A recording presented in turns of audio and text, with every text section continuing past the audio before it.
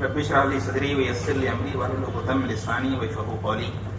قال الله تعالى في القرآن المجيد والفرقان الحميد: اليوم اكملت لكم دينكم واتممت عليكم نعمتي ورضيت لكم الاسلام دينا. وقال الله تعالى: ظهر الفساد في البر والبحر بما كسبت ايدي الناس.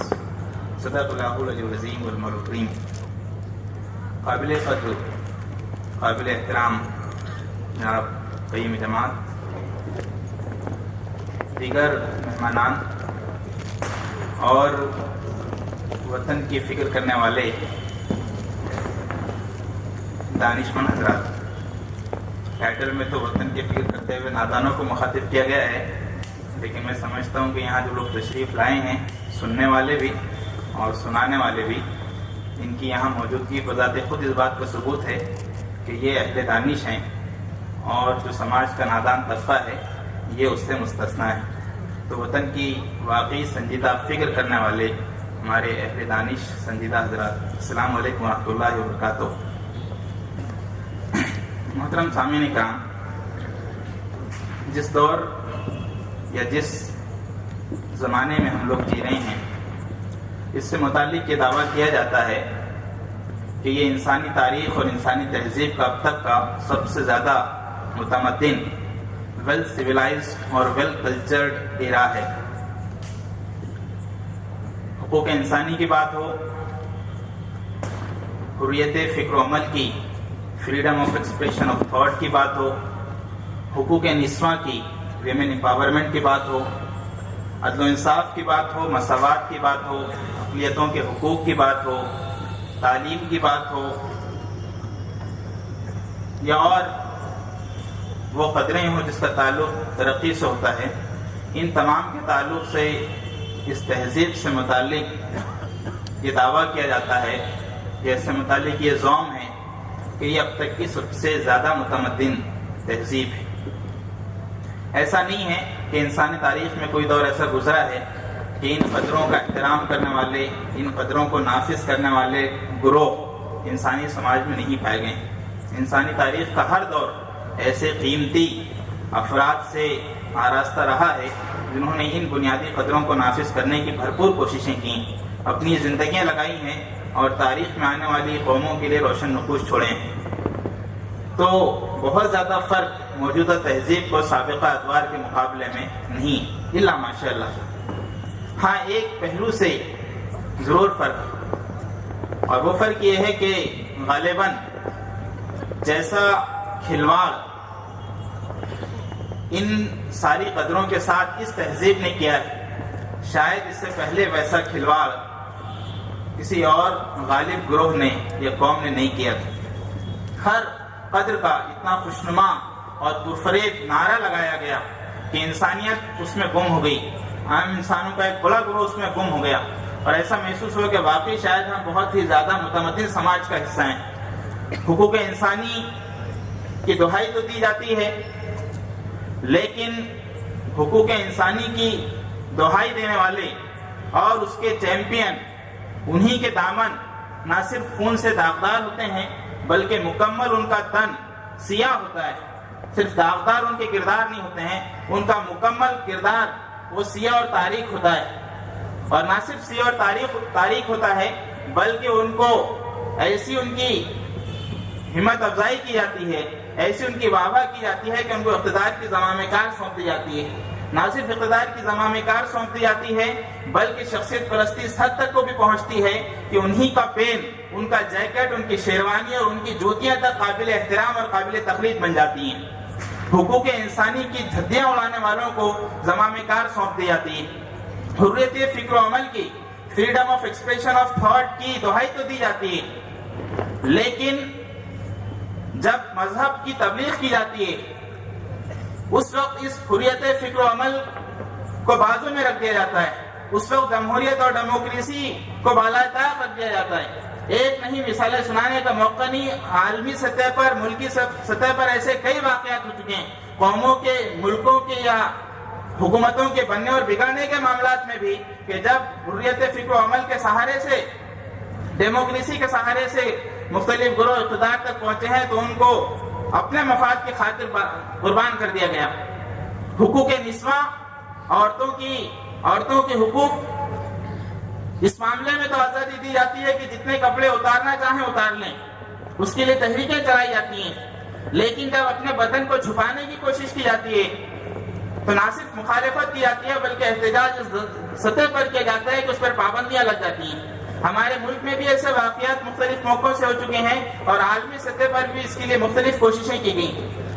چند سال پہلے اولمپک میں جب سعودی عرب اور قطر کے ملکوں نے یہ فیصلہ کیا کہ ہم اپنے خواتین کو حجاب کے ساتھ ٹریک پر دوڑائیں گے، اس سے بحث نہیں کہ شرعی حیثیت اس کی کیا ہے، لیکن جب انہوں نے حجاب کے ساتھ اپنی خواتین کو ٹریک پر دوڑانے کا فیصلہ کیا تو اس کی مخالفت میں یورپین خواتین مکمل برہنہ ہو کر ٹریک پر اتر آئیں۔ تو آزادی یک طرفہ، اپنی مرضی کے لوگوں کو اقتدار تک پہنچانے کی آزادی، لیکن اپنی مرضی اور اپنے نظریے کے خلاف گروہ اگر اقتدار تک پہنچ جائے تو پھر وہاں آزادی اور جمہوریت ختم ہو جاتی ہے۔ اپنی مرضی کے مطابق لوگوں کو کپڑے اتارنے کی آزادی، لیکن اپنی مرضی کے مخالف اگر خواتین اپنی تنپوشی کرتی ہیں، اپنے بدن کو ڈھانکتی ہیں، عفت اور پاکیزگی کی راہ پر چلنے کی کوشش کرتی ہیں تو پھر اس کی دھجیاں اڑا دی جاتی ہیں، پھر انہی قانونوں کو ان کو ختم کرنے کے لیے قوانین بنائے جاتے ہیں۔ ماحولیاتی بگاڑ کو ختم کرنے کے لیے بڑی بڑی کانفرنسیں منعقد کی جاتی ہیں، بڑی بڑی آرگنائزیشنز ترتیب دی جاتی ہیں، لیکن انہی کو منعقد کرنے والے لوگ اپنے کارپوریٹ کلاس کے غلام بنے رہ کر ایسی ملٹی نیشنل کمپنیاں، ایسے انڈسٹریز اور ایسے پروجیکٹس چلاتے ہیں جو سب سے بڑھ کر ماحولیاتی بگاڑ کو آگے بڑھانے میں کلیدی کردار ادا کرتے ہیں اور ان کو مستثنی قرار دے دیا جاتا ہے۔ تعلیم کو ایک جانب کہا جاتا ہے کہ وہ مفت اور لازمی بن جائے، اس کے لیے قانون بنا دیا جاتا ہے، لیکن ساتھ ساتھ اس کے بالکل برخلاف اس کو کموڈیٹی بنا کر، اس کا کموڈیفیکیشن کر کے، اس کو بازار کی ایک چیز بنا کر اتنا مہنگا اور قیمتی بنا دیا جاتا ہے کہ پرچیسنگ پاور کی بنیاد پر، قابلیت اور ذہانت کی بنیاد پر نہیں، صلاحیت کی بنیاد پر نہیں، گرم جیب ہونے کی بنیاد پر ایڈمیشنز کا ملنا اور نہ ملنا قرار پاتا ہے۔ رشوت کو ختم کرنے کے لیے ایسی خوبصورت تقریریں کی جاتی ہیں کہ اس کی بنیاد پر عوام فریب مبتلا ہو کر ان کو اقتدار تک پہنچانے کے راستے ہموار کر دیتی ہیں، لیکن خود ان کے اپنے منتریوں میں قطار در قطار ایسے لوگ ہوتے ہیں کہ جن کے سوئس بینک کے اکاؤنٹ سے متعلق یہ دعویٰ کیا جاتا ہے کہ اگر اس کو گننے کے لیے رقم کہنے کی نوبت آئے تو شاید ہم اس کے زیروز کاؤنٹ نہ کر سکیں، ان رقموں کو گننا ممکن نہ ہو۔ ایک اسکیم سے متعلق ایک جج نے کہا تھا کہ I have never seen so many zeros in my life۔ ایک اسکیم کے اماؤنٹ کو دیکھ کر اس نے یہ کمنٹ کیا تھا کہ میں نے اپنی زندگی میں اتنے سارے زیروز کبھی نہیں دیکھے ہیں۔ میتھمیٹکس کے سارے حساب و کتاب اور قوانین فیل ہو جاتے ہیں کہ اتنے بڑے رقموں کو گننا ہمارے لیے ممکن نہیں ہے۔ امیروں اور غریبوں کے بیچ میں جو خلیج ہے، اس خلیج کو ختم کرنے کی بات تو کہی جاتی ہے، لیکن امیروں کی ایک الگ دنیا ہوتی ہے اور غریبوں کی ایک الگ دنیا ہوتی ہے۔ خواتین اپنی عزت اور عصمت کے لیے بھیک مانگتی ہوئی نظر آتی ہیں۔ 2 سال پہلے ہی ٹھیک اسی شہر میں ایسا شرمناک واقعہ ہوا کہ یہ کہا جانے لگا کہ یہ شہر ہندوستان کی سیاسی نہیں بلکہ ریپ کی راجدھانی ہے۔ بڑا ہنگامہ ہوا، لیکن آج بھی کسی ہندوستان کے بڑے شہر میں خواتین اس پوزیشن میں نہیں کہ رات کو اکیلے وہ سڑکوں پر سفر کر سکیں۔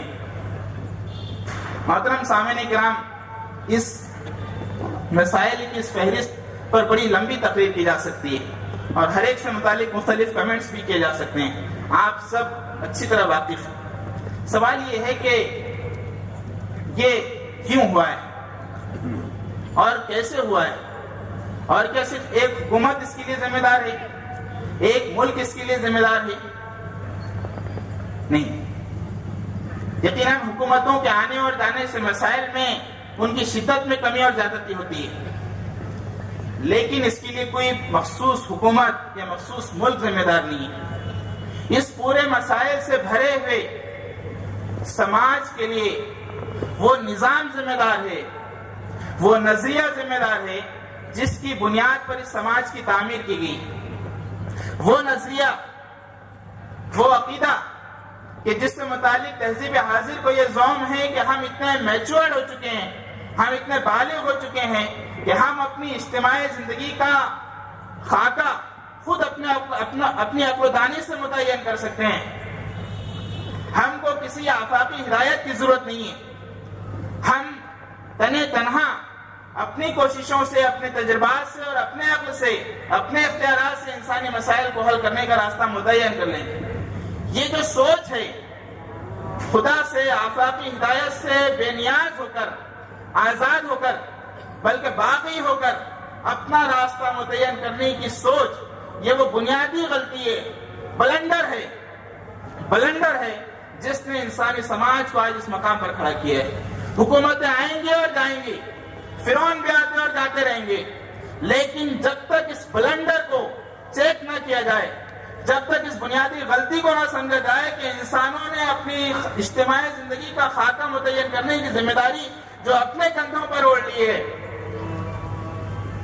یہ ہمارے مسئلے کا بنیادی اور حقیقی سبب ہے۔ صدیوں پہلے جب اس تہذیب کی بنیاد اس وقت کے سیاسی اور تہذیبی امام رکھ رہے تھے، اس وقت انہوں نے کھل کر یہ نعرہ دیا تھا کہ جب تک ہم اس تہذیب کو خدا سے، مذہب سے اور اخلاق سے آزاد نہیں کر دیں گے، جب تک ہم خدا سے، مذہب سے اور اخلاق سے اس تہذیب کو آزاد نہیں کر دیں گے، تب تک اس وقت تک انسانی سماج مکمل طور پر ترقی کو پہنچ نہیں سکتا ہے۔ یہ دعویٰ کیا گیا مفکرین اور دانشوران کی جانب سے اس تہذیب کے کہ جس دن سائنس اور ٹیکنالوجی کو مذہب پر غلبہ نصیب ہو جائے گا، اس دن انسانیت ترقی کے معراج کو پہنچ جائے گی۔ سائنس اور ٹیکنالوجی کو مذہب کا حریف بنا دیا گیا، اس کو مذہب دوست نہیں بنایا گیا، اس کو مذہب کی تعلیمات کا تابع نہیں بنایا گیا، بلکہ اس کو مذہب کا اور خدا کا حریف بنا دیا گیا۔ اس بنیادی غلطی نے انسانی تہذیب کو بالکل ایک دوسرے رخ پر ڈال دیا۔ کئی نظریات آئیں، آپ پچھلی چند صدیوں کا مشاہدہ کریں، کمیونزم اور سوشلزم سے لے کر کیپٹلزم، ماڈرنزم اور پوسٹ ماڈرنزم تک، ہر نظریے کی الگ تشریح اور تعبیر کی جا سکتی ہے، لیکن ان سارے نظریات میں جو بنیادی مسئلہ ہے وہ خدا سے اور مذہب سے اور اخلاق سے بیزار اور بغاوت۔ ہم کھانے کی کسی ہوٹل میں جاتے ہیں تو چکن کی بہت ساری ڈشز ہم کو نظر آتی ہیں، chicken Afghani, chicken Mughlai, boneless chicken اور دسیوں قسم کے ڈشز ہوتی ہیں۔ اگر ہم باریکی سے اس کا جائزہ لیں تو صرف ان میں سطحی تبدیلیاں کی جاتی ہیں اور ان کا جو بیسک کمپوزیشن ہوتا ہے وہ ایک ہی ہوتا ہے۔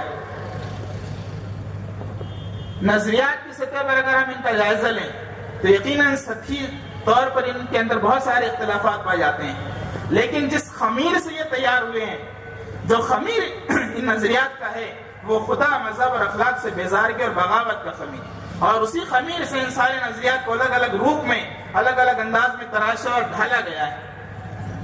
ہم اگر سماج کو ایک نئی دشا دینا چاہتے ہیں، ریفارمیشن اور ریکنسٹرکشن کرنا چاہتے ہیں، تو سب سے پہلے اس بنیادی تبدیلی پر ہم کو توجہ دینی ہوگی کہ ہم کو خدا کی طرف اور مذہب کی طرف پلٹنا ہے۔ ایک مغربی مفکر ہی نے یہ بات کہی ہے، بڑی پیاری بات کہی اس نے، پوری انسانی تاریخ کا خلاصہ، سارے مسائل کا حل اس نے 4 لفظوں میں بیان کر دیا۔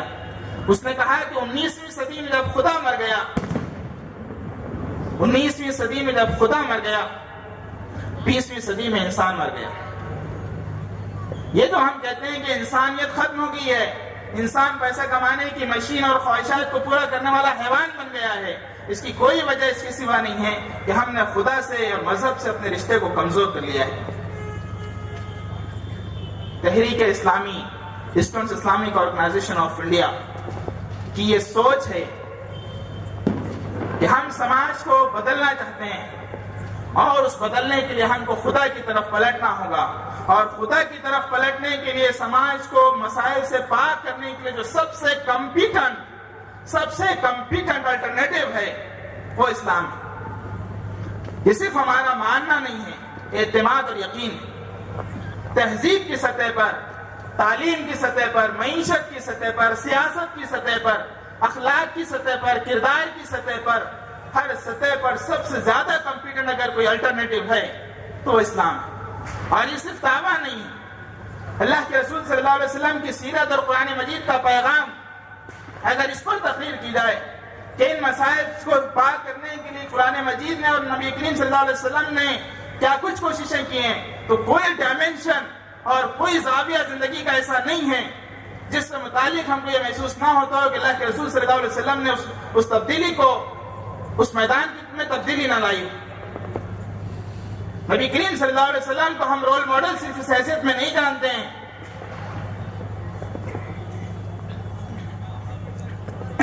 کہ وہ ہمارے لیے عقیدت مند ایک رہنما ہے۔ نبی کریم صلی اللہ علیہ وسلم کا پیدا کردہ انقلاب کسی ایک میدان تک محدود نہیں تھا۔ آپ صلی اللہ علیہ وسلم نے جس انقلاب کو پیدا کیا وہ ایک معاشی انقلاب تھا۔ غریبوں کی بستی کو زکوٰۃ کے نظام کے ذریعے سے، سود سے پاک کر کے اللہ کے رسول صلی اللہ علیہ وسلم نے ایسا خوشحال معاشرہ بنا دیا کہ چند سالوں میں کوئی زکوٰۃ کو لینے والا باقی نہیں رہا۔ نبی کریم صلی اللہ علیہ وسلم کا پیدا کردہ انقلاب ایک اخلاقی انقلاب بھی تھا۔ وہ لوگ جو زنا کرتے تھے وہ خود اپنے آپ کو لا کر اللہ کے رسول صلی اللہ علیہ وسلم کی خدمت میں پیش کر دیتے تھے کہ ہم پر حد جاری کر دیجیے تاکہ کل آخرت میں ہم اللہ کے عذاب سے بچائیں۔ ان پر کوئی چارج شیٹ داخل نہیں کی گئی، ان کو عدالت میں گھسیٹ کر نہیں لایا گیا، انہوں نے خود اپنے آپ کو پیش کر دیا۔ جن کو راتوں کی تنہائی میں ہیروں سے بھرا ہوا تاج ملا، انہوں نے اس تاج کو وقت کے سپہ سالار کے حوالے کر دیا کہ یہ مال غنیمت، اس کو بیت المال میں اور مال غنیمت میں شامل کر لیجیے۔ اللہ کے رسول صلی اللہ علیہ وسلم کا پیدا کردہ انقلاب ایک اخلاقی انقلاب، وہ ایک تعلیمی انقلاب بھی تھا۔ وہ لوگ جو پڑھنا لکھنا نہیں جانتے تھے، بدوؤں کی اس بستی کو تعلیم اور علم کی ایسی معراج پر پہنچایا کہ چند سالوں کے بعد مسلمانوں کو نہیں، یورپین دانشوروں کو اس بات کا اعتراف کرنا پڑا کہ یورپ کی تہذیب کا کوئی گوشہ ایسا نہیں ہے جہاں مسلمانوں کی تہذیب کی جھاگ نہ پائی جاتی ہو۔ صفہ کے چبوترے پر بیٹھ کر ان سے آراستہ کرایا، قرآن مجید میں اقرا کی روشنی سے مسلمانوں کا ایسا متعارف کرایا کہ وہ دنیا میں ہر علوم و فنون کے شہسوار بن گئے۔ وہ ایک تعلیمی انقلاب، وہ ایک تہذیبی انقلاب بھی تھا۔ وہ موٹے ہونٹوں والے بلال جن کو پیروں کے نیچے روندا جاتا تھا، ان کو کعبے کی اذان دینے کا شرف حاصل ہوا۔ مورخین نے لکھا ہے اور بڑا پیارا لکھا ہے کہ بلال نے کعبۃ اللہ کی چھت پر جو اذان دی، وہ اذان اسلام کی سیاسی برتری کا سرکاری اعلان تھا۔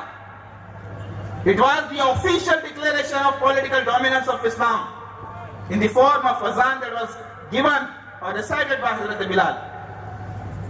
حضرت بلال نے جو اذان دی، ایک کالے حبشی نسل آدمی نے، وہ اسلام کی سیاسی بالادستی کا سرکاری اعلان۔ بلال کو اٹھایا، غریبوں کو اٹھایا، اقلیتوں کو اٹھایا، اور اسلام کی سنہری تاریخ میں کوئی دور ایسا نہیں گزرا جب اقلیتوں نے اپنے حقوق کے لیے تحریکیں چلائی۔ عورتوں کی آزادی، نبی کریم صلی اللہ علیہ وسلم نے اعلان کیا کہ ایک وقت آئے گا کہ ثنا سے حضر الموت تک ایک عورت سونا اچھالتی ہوئی جائے گی اور کوئی اس کو چھیڑنے والا نہیں ہوگا۔ کشمیر سے کنیا کماری تک دیکھ لیجیے، آج ہم اہل اسلام اتنی سنہری تعلیمات رکھنے کے بعد اس ملک میں ہم کیا کردار ادا کریں۔ مسئلہ صرف یہ نہیں ہے کہ ملک ادھر جا رہا ہے، مسئلہ اس سے آگے بڑھ کر یہ بھی ہے کہ ملک کو اس رخ پر جاتے ہوئے دیکھ کر ہم خاموش تماشائی بنے بیٹھے ہیں۔ جب ملک میں ریپ کے کو لے کر احتجاج اور تحریکیں چلائی جاتی ہیں، اہل اسلام کو اس دعوے کے ساتھ اٹھنا چاہیے کہ اسلام کو جو عورتوں کو لے کر، ویمن امپاورمنٹ کو لے کر، ان کے سیکیورٹی اور پروٹیکشن کو لے کر جو کنسرن ہے، اللہ کے رسول صلی اللہ علیہ وسلم نے کہا تھا کہ ان تعلیمات کو اپنا لو۔ ایک عورت ثنا سے حضر الموت تک سونا اچھالتی جائے گی، کوئی اس کو چھیڑنے والا نہیں ہوگا۔ وہ ایک تہذیبی انقلاب تھا، وہ ایک سیاسی انقلاب بھی تھا، وہ ایک سیاسی انقلاب بھی تھا۔ کلمہ لا الہ الا اللہ کی بنیاد پر اللہ کے رسول صلی اللہ علیہ وسلم نے نظریے اور عقیدے کی بنیاد پر معاشرے کو بدل دیا۔ عقیدے کا وہ انقلاب تھا، وہ ایک ہماگیر انقلاب۔ آج ہم right to food, right to education اور رائٹ ٹو انفارمیشن کی باتیں سنتے ہیں۔ ایک عورت اللہ کے رسول صلی اللہ علیہ وسلم کی خدمت میں آئی اور کہنے لگی کہ یا رسول اللہ، مجھے آپ سے بات کرنی ہے۔ نبی کریم صلی اللہ علیہ وسلم نے اسے کہا کہ مدینے کی جس گلی میں تو مجھے لے کر چلے گی میں تیرے ساتھ چلوں گا اور تیری بات کو سنوں گا. رائٹ ٹو بی ہرڈ، سننے کا حق، خواص کو سننے کا حق. آج کی دنیا میں ہم ان نعروں کو سنتے ہیں، اللہ کے رسول صلی اللہ علیہ وسلم نے اس کو ثابت کیا. رائٹ ٹو فوڈ، حضرت عمر فاروق نے ان لوگوں کو وظیفہ دینا شروع کر دیا جو اپنے بچوں کو بھوک کی خاطر مختلف قسم کی غیر مناسب اور غیر اخلاقی ترکیبیں اختیار کرتے تھے.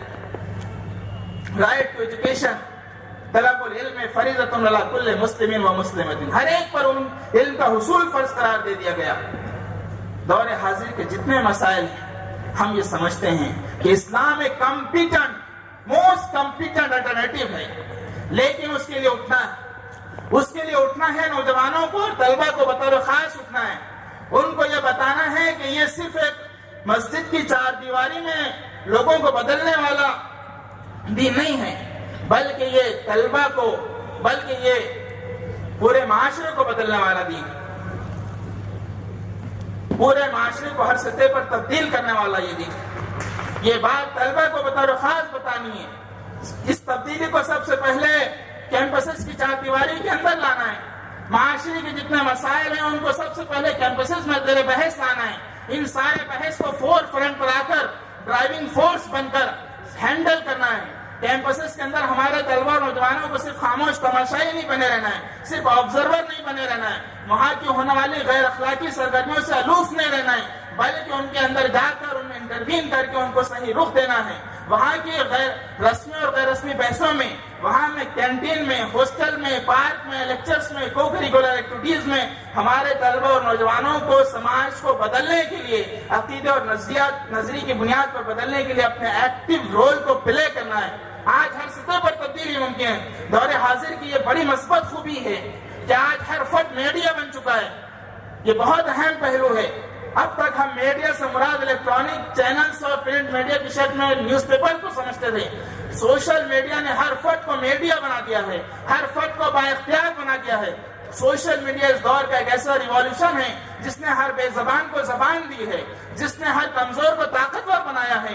ملک کی سطح پر، عالمی سطح پر سارے انقلابات ہم دیکھ لیں، ساری بڑی تبدیلیاں ہم دیکھ لیں، سوشل میڈیا اس میں غیر معمولی اور فیصلہ کن رول پلے کر رہا ہے. اور اس پورے سوشل میڈیا میں طلبہ اور نوجوانوں کا غیر معمولی اور قابل رشک کردار ہے. آج طلبہ اور نوجوانوں کو اپنے اندر تبدیلی میں کا فیصلہ کرنا ہے. سماج میں تبدیلی کے لیے سب سے پہلے اپنی ذات میں تبدیلی کا فیصلہ کرنا ہے، اور اپنی ذات میں تبدیلی کے لیے سب سے پہلے اپنی نیت اور اپنے ارادے میں تبدیلی کا فیصلہ کرنا ہے. اپنی شخصیت کو یکسو کرنا ہے. یہ فیصلہ کرنا ہے کہ ہم کو سماج کے لیے اٹھنا ہے، سماج کے لیے اٹھنا ہے اور اپنی زندگیوں کو سماج کے لیے لگا دینا ہے. ہمارے ان کندھوں پر صرف اپنے گھر بار کا بوجھ نہیں ہے، صرف اپنے والدین اور اپنے اہل و عیال کی کفالت کا بوجھ نہیں ہے. ہمارے نوجوانوں کو یہ سمجھنا ہے کہ ان کے نوجوان کندھوں پر پورے معاشرے کا اور پوری سوسائٹی کا بوجھ ہے.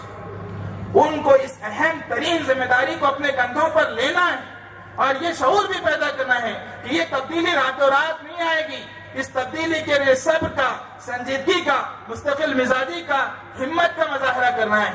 تبدیلیاں راتوں رات اور سڑکوں اور چوراہوں پر نہیں آتی ہے. تبدیلیوں کے لیے لائبریریوں سے، دانشگاہوں سے، لیبارٹری سے، تحقیقی اداروں سے، دانشگاہوں سے گزرنا پڑتا ہے. اپنی نسلوں کو کھپا دینا پڑتا ہے. صبر اور مستقل مزاجی کے بعد جب ایک نسل اپنے آپ کو کھپاتی ہے تب اس کی آئندہ نسل ریزلٹس کو دیکھتی ہے. اس صبر اور مستقل مزاج کے ایٹیٹیوڈ کے ساتھ، تعمیری اور کنٹریبیوٹری اپروچ کے ساتھ ہم کو ملک اور سماج کی تعمیر کے لیے اٹھنا ہے. مواقع کی ایک وسیع دنیا ہے، ایک وسیع سمندر ہے جو اس وقت موجود ہے. طلبہ اور نوجوانوں کو مواقع کے اس سمندر میں غوطہ لگانا ہے. ایسے قیمتی صدف ان کے ہاتھ آئیں گے کہ دنیا ان پر رشک کرے گی، لیکن اس کے لیے ان کو اپنی شخصیت کا رخ متعین کرنا ہے. اپنی صلاحیتوں کو تعمیری کاموں میں پرامن اور عدل و انصاف سے بھرے ہوئے سماج کے لیے اپنے آپ کو لگانا ہے. اللہ تعالیٰ سے دعا ہے کہ وہ ہمارے نوجوانوں کو سماج کی آنکھوں کا ایسا ہی تارا بنائے کہ جس کی بنیاد پر وہ رش کر سکے اور ایک نئے سماج کی کروٹ کا ان کے حوالے سے خواب دیکھ سکے. وآخر دعوانا ان الحمدللہ رب العالمین.